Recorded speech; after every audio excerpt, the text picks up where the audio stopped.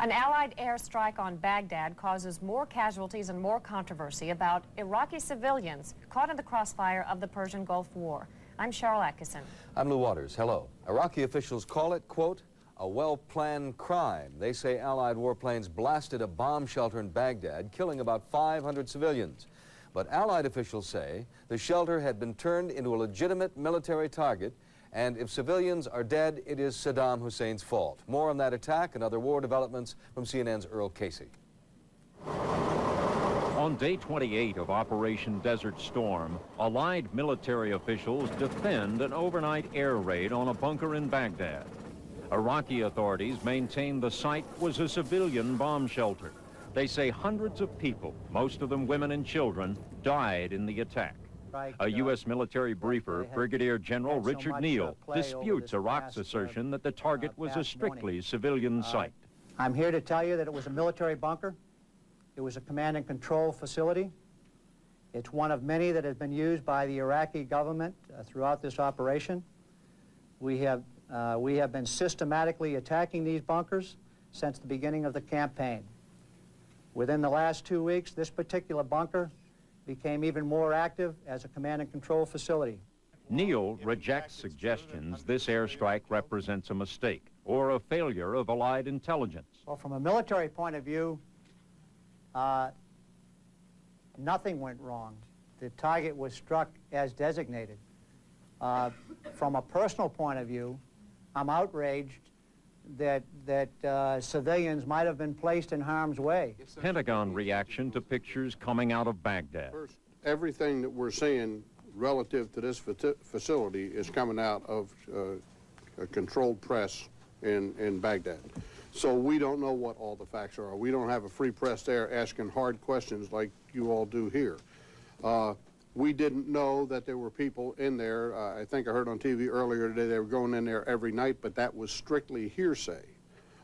They could have been put in there last night. We simply don't know. Coalition authorities across the board are expressing sadness over the apparent loss of civilian life in Baghdad. Some are suggesting Saddam Hussein may have deliberately sacrificed Iraqi citizens and set up the allies for propaganda purposes. A Saudi military spokesman addresses that possibility. If the governor of Iraq put civilians in it for propaganda purposes, then he will be the one who killed his people. In the meantime, Germany's foreign minister reports Syria is ready to recognize Israel's right to exist in a post-war Middle East. Hans-Dietrich Genscher indicates he got this word following talks in Damascus. There's been no official statement from Syria. The official Israeli response, very wary. We must address that with some caution, you know, because this is something we would like to hear from the Syrians. We never have heard it from the Syrians. We always hear that kind of things from foreign statesmen.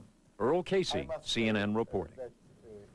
ITN's Brent Sadler was among the international journalists permitted to inspect the bomb site in Baghdad. For the first time since the start of the war, the journalists there were told they could file their reports without censorship. Here's Brent Sadler's report.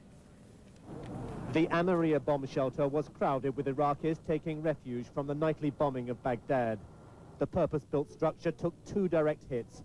The first on the exit door, and the second 10 minutes later, smashed through 10 feet of reinforced concrete, exploding in the bunker below.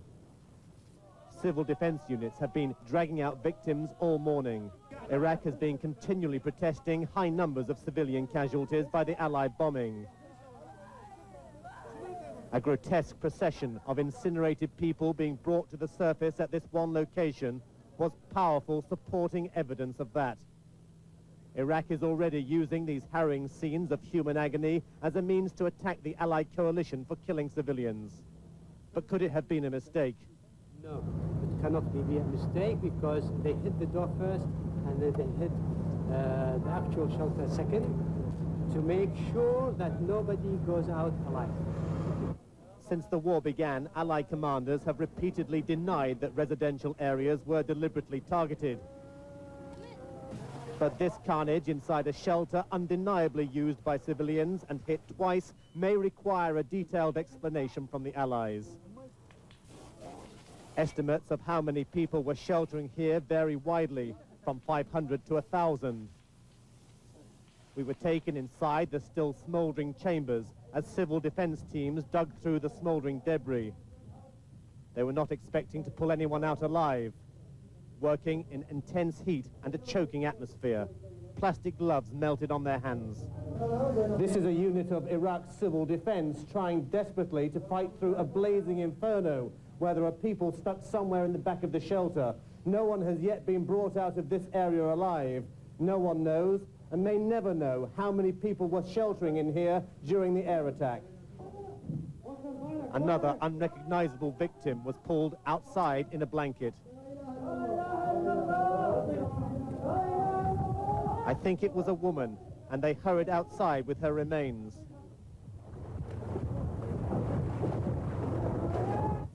Distraught people watched as their friends or relatives came out. No one has survived this, and several hundred victims remain trapped inside what should have been a place of safety. Brent Sadler, ITN, Baghdad. The White House insists the ill-fated Baghdad bunker was linked to Saddam Hussein's war machine. With more on that,